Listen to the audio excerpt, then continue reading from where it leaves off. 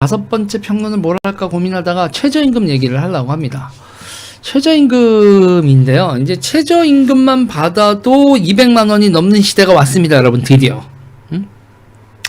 드디어 여러분, 최저임금만 받아도 근로자 월급이 200만 원이 넘는 시대가 드디어 왔다. 여러분, 하루 8시간, 주 5일 일하고 주 휴수당 포함하면 201만 580원. 드디어 여러분, 최저임금으로도 200만 원이 넘는 시대가 왔습니다. 자, 일단은 요번에 이제 인상률이 5%인데 1988년에 최저임금이 생긴 이후로 6번째로 낮은 인상률이다. 그러니까 5% 인상률 낮아요. 그렇게 얘기를 하지만 여기 함정이 있어요. 인상 금액 460원은 역대 3번째로 높습니다. 왜 이런 일이 벌어졌냐면요. 문재인 정부에서 16.4% 팍 올렸죠. 역대 최고로 16.4% 팍 올린 다음에 그 다음 첫 바다를 확 올린 다음에 그 다음에 조금씩 퍼센테이지로 올리니까 16.4%의 기저효과가 문재인 정부 5년 내내 간 거거든요. 이 인간들 짠데갈리 굴리는 건 지리지 않습니까? 그래서 인상률 5%, 윤석열 정부를 출범하고 처음으로 역대 6번째 낮은 인상률이에요 하지만 금액 460원은 역대 3번째로 높은 인상률이다. 인상액이다. 이렇게 되는 건데요. 자,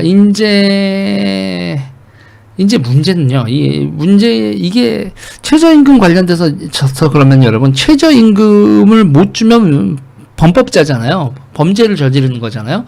그 범죄를 저지르는 사람이 어느 정도일까라고 했을 때요. 이건 이제 조사를 했어요. 일단은 수사기관이 하면 더 올라갈 거고 같은데 조사를 했거든요. 경제활동 인구 조사를 했더니 2021년에 최저임금을 받지 못한 근로자가 몇 %일 것 같습니까, 여러분? 전체 경제활동 인구 중에서 최저임금을 못 받은 근로자가 15.3%입니다. 15.3%, 321만 5천 명 정도가 최저임금을 못 받고 있습니다. 그러니까 고용주가 불법을 저지르고 있는 거예요. 근로자도 이게 불법인 걸 알지만, 그래도 제가 신고 안 할 테니까 요것만 주세요. 라는 게 15.3%, 321만 명인 거예요. 그런데 더 심각한 건 숙박업하고 식당이요. 숙박업과 식당만 국한해서 봤더니 최저임금을 못 받는 비율이 40.2%였다는 거예요. 그리고 이걸 단속을 하면 무슨 일이 벌어지냐? 그러면 범법자가 되느니, 그러니까 이거 단속을 할 때 있잖아요. 이거 최저임금 안 주셨네요. 바로 잡아가는 우리나라가 그런 풍토는 아니죠, 여러분. 너무 삭막하잖아, 그건. 딱 봐도 지금 힘들게 살고 있는데, 그러니 이거 최저임금 못 주시면 범법자, 그러니까 범죄자 되시는 거예요. 이런 얘기를 하면 그러면 사장이 어떻게 행동할 것 같습니까? 월급을 올려줄까요? 직원을 자를까요? 직원을 자릅니다. 최저임금 실태에 대해서 조사가 시작되잖아요. 실태 조사를 하면은, 실태 조사를 해서, 이거 지금 내가 최저임금 못 주는 거 걸릴 것 같은 거라고 이렇게 위협을 느끼는 직원들은요, 여러분, 직원을 줄입니다. 그래서 무슨 문제는 뭐냐면, 최저임금을 올리면 우리나라에 300만 명 이상의 근로자들이 잘릴 위험에 노출이 되는 거예요. 그러니까 저는 이게 무슨 얘기를 하고 싶은 거냐면, 그러니까 이거를 현실을 좀 보란 얘기죠. 그러니까 사업자가 감당할 수 있는 최저임금을 그럼 15.3%면 너무 높죠. 그럼 이거 관련돼서 이게 두 가지가 있잖아요. 비범죄화라는 게 있어요. 비범죄화라는 거. 단속을 해서 잡아서 죄인을 만드는 방법하고, 이게 불법이긴 한데 이 정도는 그냥 이 정도면은 심하지 않은 거니까 냅도 하는 게 있다고요. 그게 이제 운영을 하면서 비범죄화 하는 건데, 우리나라 같은 경우에 여러분 사형제도가 폐지되진 않았죠. 사형제도가 폐지되진 않았는데 사형을 집행하지 않고 있잖아요.